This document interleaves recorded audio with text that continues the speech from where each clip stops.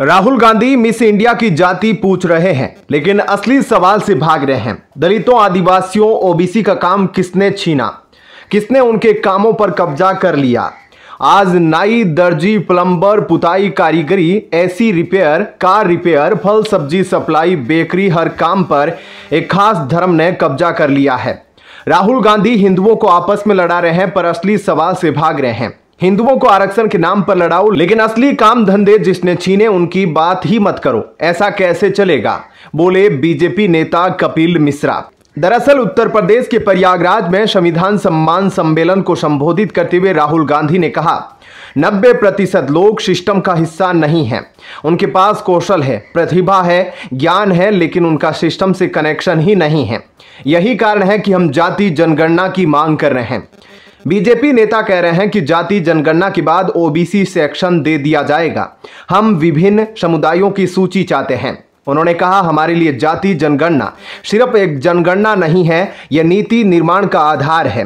सिर्फ जातिगत जनगणना कराना काफी नहीं है। यह समझना जरूरी है कि देश में धन का वितरण कैसे हो रहा है।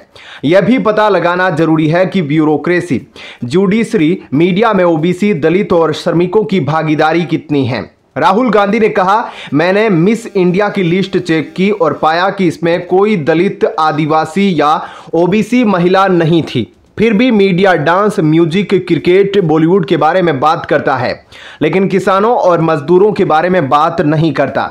आरक्षण और जातीय जनगणना पर राहुल गांधी का यह बयान दिखाता है कि यह अब उनके लिए मुद्दा नहीं, बल्कि उनके जीवन का मिशन है। राहुल गांधी के इस बयान पर बसपा सुप्रीमो मायावती ने कांग्रेस पार्टी को निशाने पर लिया है। सोशल मीडिया प्लेटफॉर्म एक्स पर लिखी पोस्ट में उन्होंने कहा कि कांग्रेस पार्टी इतने सालों तक सत्ता में रही तो उसने जातीय जनगणना क्यों नहीं कराई। मायावती ने कांग्रेस पार्टी को दोगले चरित्र की पार्टी करार देते हुए कहा कि यह कांग्रेस पार्टी ही है जिसने कभी भी बाबा साहब का सम्मान नहीं किया, ना तो जीते जी ना ही मरणोपरांत उन्हें भारत रत्न दिया। यही नहीं, मान्यवर कांशीराम जी के निधन के बाद भी एक दिन का राजकीय शोक तक नहीं मनाया। मायावती ने कांग्रेस से सवाल किया है कि कांग्रेस पार्टी इतने सालों तक सत्ता में रही तो उसने जातीय जनगणना क्यों नहीं कराई, जबकि बीएसपी हमेशा से इसकी पक्ष धर रही है। सुप्रीम कोर्ट के फैसले को लेकर कांग्रेस की चुप्पी को लेकर मायावती ने कहा, इतना ही नहीं, संविधान के तहत एससी एसटी को मिले आरक्षण में अब वर्गीकरण व क्रीमी लेयर के जरिए इसे निष्प्रभावी बनाने व खत्म करने की चल रही साजिशों के विरोध में कांग्रेस, सपा व बीजेपी आदि की चुप्पी साधे रखना, क्या यही उनका दलित प्रेम है? सचेत रहे, सपा व कांग्रेस आदि जैसी इन आरक्षण विरोधी पार्टियों के साथ अब किसी भी चुनाव में इनसे कोई गठबंधन आदि करना क्या एससी एसटी व ओबीसी वर्गों के हित में उचित होगा?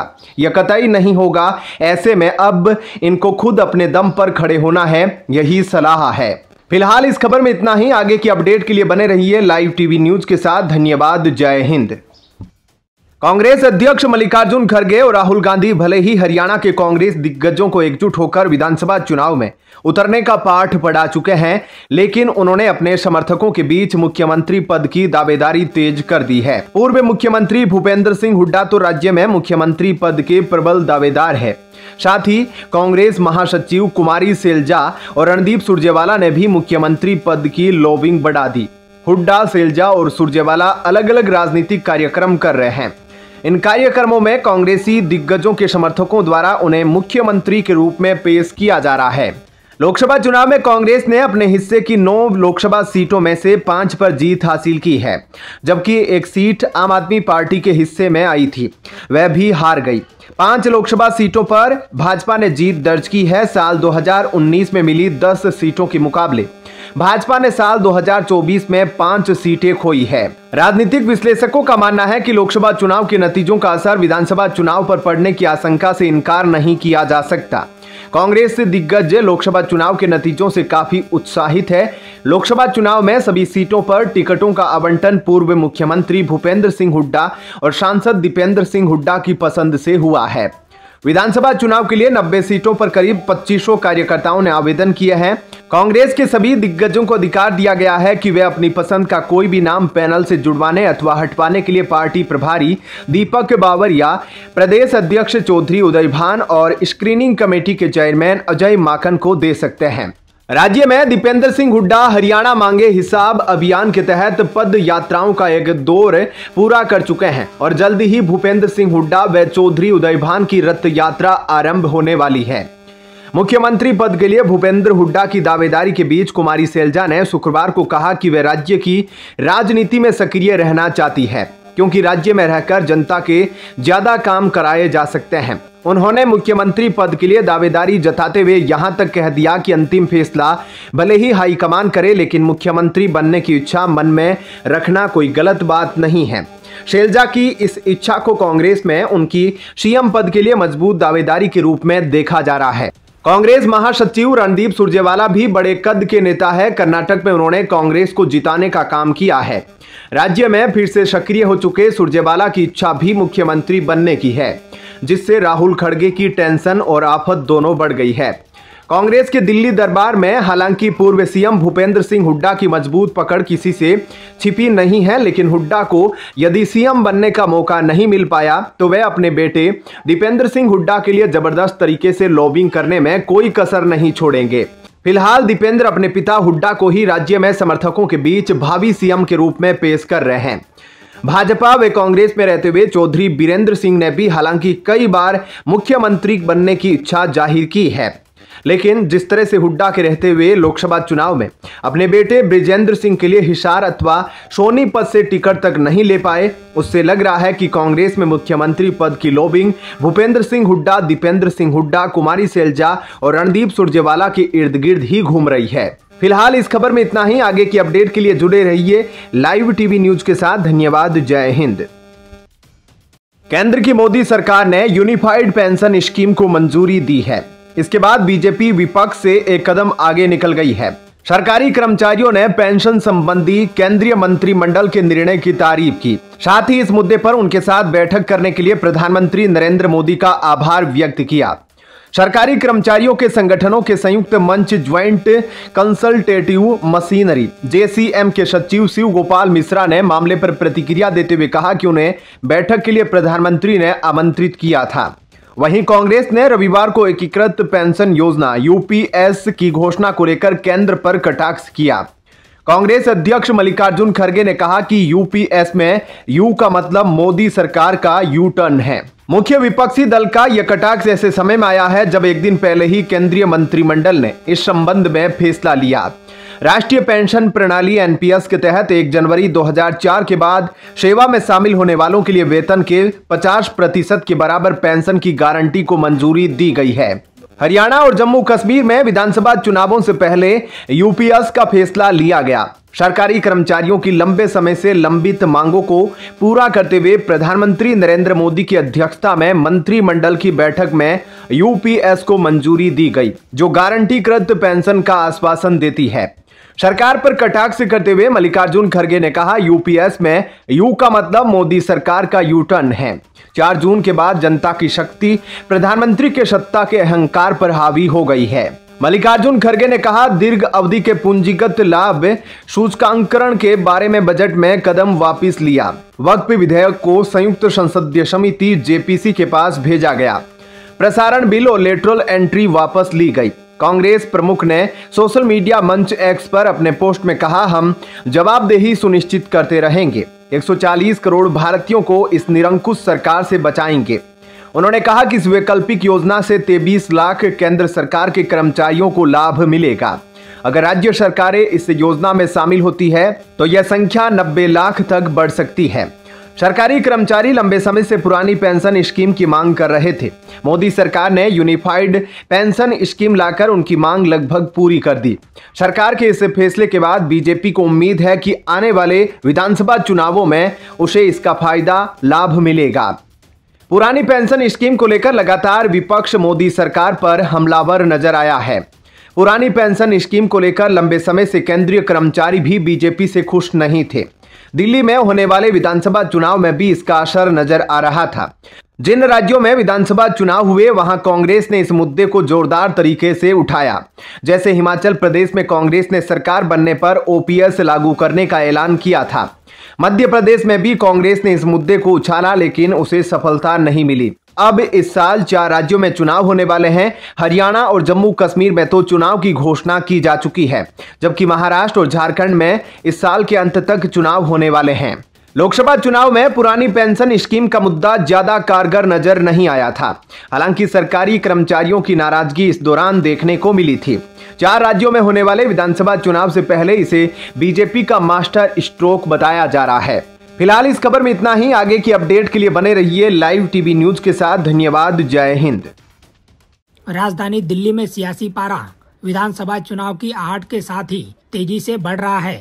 पिछले लगभग 5 महीने से जेल में बंद अरविंद केजरीवाल की गैर मौजूदगी में सत्ताधारी आम आदमी पार्टी मुसीबतों का सामना कर रही है। वहीं आज आम आदमी पार्टी को उसके ही 5 पार्षदों ने झटका देते हुए बीजेपी से हाथ मिला लिया और पार्टी की प्राथमिकी सदस्यता ले ली है। दिल्ली में विधानसभा चुनाव 2025 में होने हैं। इसको लेकर राजनीतिक सरगर्मी अभी से तेज हो गई है। इसी बीच आम आदमी पार्टी को बड़ा झटका लगा है। पार्टी के 5 पार्षद बीजेपी में शामिल हो गए हैं। 5 पार्षदों ने दिल्ली बीजेपी के नेताओं की उपस्थिति में पार्टी ज्वाइन किया। आपकी झाड़ू छोड़कर बीजेपी का कमल थामने वाले 5 ही पार्षदों ने वीरेंद्र सचदेवा, रामवीर विदुड़ी सहित कई नेताओं की मौजूदगी में पार्टी की प्राथमिकी सदस्यता ले ली है। दिल्ली की राजनीति में हलचल मचाने वाला एक बड़ा घटनाक्रम सामने आया है। विधानसभा चुनाव से ठीक पहले आम आदमी पार्टी को बड़ा झटका देते हुए उसके ही पार्टी के 5 पार्षदों ने भारतीय जनता पार्टी में शामिल होने की घोषणा की है। इस घटनाक्रम ने राजनीतिक गलियारों में खलबली मचा दी है और इसे आपके लिए एक बड़ा नुकसान माना जा रहा है। भारतीय जनता पार्टी में शामिल होने वाले आम आदमी पार्टी के 5 पार्षदों के नाम इस प्रकार हैं। रामचंद्र, वार्ड नंबर 28 के पार्षद, पवन सहरावत, वार्ड नंबर 30 के पार्षद, मंजू निर्मल, वार्ड नंबर 128 के पार्षद, सुगंधा विदुड़ी, वार्ड नंबर 178 के पार्षद, ममता पवन, वार्ड नंबर 128 की पार्षद। इस घटनाक्रम का दिल्ली के राजनीति समीकरण पर गहरा असर पड़ सकता है। विधानसभा चुनाव के नजदीक आने के साथ ही दिल्ली की राजनीति में नए समीकरण बनते दिख रहे हैं। 5 पार्षद का इस तरह से पार्टी बदलना आपके लिए एक बड़ा झटका साबित हो सकता है। इन पार्षदों के बीजेपी में शामिल होने से भाजपा को स्थानीय स्तर पर फायदा होगा, खासकर उन इलाकों में जहां से ये पार्षद प्रभावशाली रहे हैं। वहीं आपके लिए यह एक चुनौतीपूर्ण समय हो सकता है, जहां उसे न केवल चुनाव की तैयारियों में जुटना है, बल्कि अपनी पार्टी के भीतर असंतोष को भी दूर करना होगा। आम आदमी पार्टी ने इस घटनाक्रम पर गजब की बौखलाहट दिखाई है। आपके प्रवक्ताओं ने आरोप लगाया है कि इन पार्षदों पर बीजेपी की ओर से दबाव डाला गया था और उन्हें धमकाकर पार्टी बदलने के लिए मजबूर किया गया। आपने इसे लोकतंत्र के खिलाफ एक साजिश करार दिया है और कहा है कि बीजेपी इस तरह के हथकंडों से दिल्ली के मतदाताओं को भ्रमित नहीं कर पाएगी। गौरतलब है कि दिल्ली के शराब घोटाले मामले में हाल ही में पूर्व डिप्टी सीएम मनीष सिसोदिया को जमानत मिली थी। वहीं सांसद संजय सिंह भी जमानत पर बाहर हैं, लेकिन पार्टी के संयोजक और दिल्ली के मुख्यमंत्री अरविंद केजरीवाल अभी भी जेल में बंद हैं। ऐसे में विधानसभा चुनाव के लिहाज से सारी जिम्मेदारियां आम आदमी पार्टी के अन्य नेताओं पर आ गई है। यह देखना भी अहम होगा कि क्या दिल्ली के मुख्यमंत्री विधानसभा चुनाव से पहले जेल से बाहर आ भी पाते हैं या नहीं। फिलहाल इस खबर में इतना ही। बाकी अपडेट के लिए बने रहिए लाइव टीवी न्यूज के साथ। जज के सामने मासूम बन गया संजय रॉय, भरी अदालत में लगा फूट फूट कर रोने। कोलकाता के RG Kar medical college and hospital में जूनियर डॉक्टर के रेप मर्डर केस में मुख्य आरोपी संजय रॉय है। शुक्रवार को जब कोर्ट में उसे जज के सामने पेश किया गया तो वह भावुक हो गया। उसने दावा किया कि वह निर्दोष है। दरअसल केंद्रीय जांच ब्यूरो सीबीआई ने संजय रॉय को कोलकाता की एक अदालत में पेश किया था। इस दौरान मामले में आरोपी और संदिग्धों के पॉलीग्राफ टेस्ट की इजाजत मांगी गई। मालूम हो कि पॉलीग्राफ टेस्ट के दौरान व्यक्ति की ओर से प्रश्नों के उत्तर दिए जाते समय एक मशीन की मदद ली जाती है। इससे उसकी शारीरिक प्रतिक्रियाओं को मापा जाता है और यह पता लगाया जाता है कि वह सच बोल रहा है या झूठ। जज ने संजय रॉय से पूछा कि वह पॉलीग्राफ टेस्ट के लिए राजी कैसे हुआ। टाइम्स ऑफ इंडिया की रिपोर्ट के अनुसार इसका जवाब देते वक्त वह रोने लगा और अदालत से खुद को निर्दोष बताया। रॉय ने कहा वह टेस्ट के लिए सहमत इसलिए हुआ क्योंकि उसका मानना था कि वह बेकसूर है। रिपोर्ट में संजय रॉय के हवाले से कहा गया, मैंने कोई अपराध नहीं किया है, मुझे इसमें फंसाया जा रहा है, शायद इस टेस्ट से यह साबित हो जाएगा। इसके बाद कोर्ट ने उसका पॉलीग्राफ टेस्ट कराने की अनुमति दे दी। अब खबर है कि इस मामले में मुख्य आरोपी और 6 अन्य का पॉलीग्राफ टेस्ट शनिवार को शुरू हो गया है। केंद्रीय जांच agency CBI Kolkata rape murder case की गुत्थी सुलझा रही है। इस मामले में आरजीकर मेडिकल कॉलेज और अस्पताल के पूर्व प्रिंसिपल संदीप घोष की मुश्किलें बढ़ती जा रही है। सीबीआई ने उनसे 9 दिन में 100 घंटे तक पूछताछ की और फिर उनका पॉलीग्राफ टेस्ट कराया। पॉलीग्राफ टेस्ट में पूर्व प्रिंसिपल और मुख्य आरोपी समेत 7 लोग शामिल थे। इसके बाद जांच एजेंसी ने पूर्व प्रिंसिपल के खिलाफ एफआईआर दर्ज कर ली। सीबीआई सूत्रों के अनुसार कलकत्ता हाईकोर्ट के आदेश के बाद सीबीआई एंटी करप्शन ब्रांच ने आरजीकर मेडिकल कॉलेज और अस्पताल के पूर्व प्रिंसिपल संदीप घोष के खिलाफ मुकदमा दर्ज किया। अब सीबीआई संदीप घोष के खिलाफ करप्शन की जांच करेगी। हाईकोर्ट के आदेश पर एसआईटी ने शनिवार को निजाम पैलेस स्थित सीबीआई दफ्तर में सभी दस्तावेज दिए। दस्तावेज मिलने के बाद जांच एजेंसी ने एफआईआर दर्ज की। सीबीआई ने पहले ही अलीपुर सीजेएम कोर्ट में एफआईआर की कॉपी जमा कर दी। कोलकाता कांड में शनिवार को 7 लोगों का पॉलीग्राफ टेस्ट हुआ, जिसमें पूर्व प्रिंसिपल संदीप घोष, मुख्य आरोपी संजय रॉय, घटना की रात अस्पताल में मौजूद 4 जूनियर डॉक्टर और एक वॉलंटियर शामिल थे। हालांकि संजय रॉय का पॉलीग्राफ टेस्ट जेल में किया गया, जबकि 6 लोगों का टेस्ट सीबीआई कार्यालय में हुआ। पूर्व प्रिंसिपल संदीप घोष का पॉलीग्राफ टेस्ट इसलिए जरूरी है क्योंकि वे अस्पताल के हेड थे। इस मामले में वे भी शक के घेरे में हैं। सीबीआई यह पता लगा रही है कि संदीप घोष को वारदात के बारे में कब और कैसे पता चला, फिर उन्होंने एफआईआर दर्ज कराने में देरी क्यों की और आरोपी ने अस्पताल की सुरक्षा में कैसे सेंध लगाई। गौरतलब है कि सीबीआई ने गुरुवार को सुप्रीम कोर्ट से कहा कि स्थानीय पुलिस ने ट्रेनी डॉक्टर से बलात्कार और हत्या के मामले को दबाने का प्रयास किया था। जब तक संघीय एजेंसी ने जांच अपने हाथों में ले ली, तब तक अपराध स्थल से छेड़छाड़ की जा चुकी थी। फिलहाल इस खबर में इतना ही। आगे की अपडेट के लिए बने रहिए लाइव टीवी न्यूज के साथ। धन्यवाद। जय हिंद।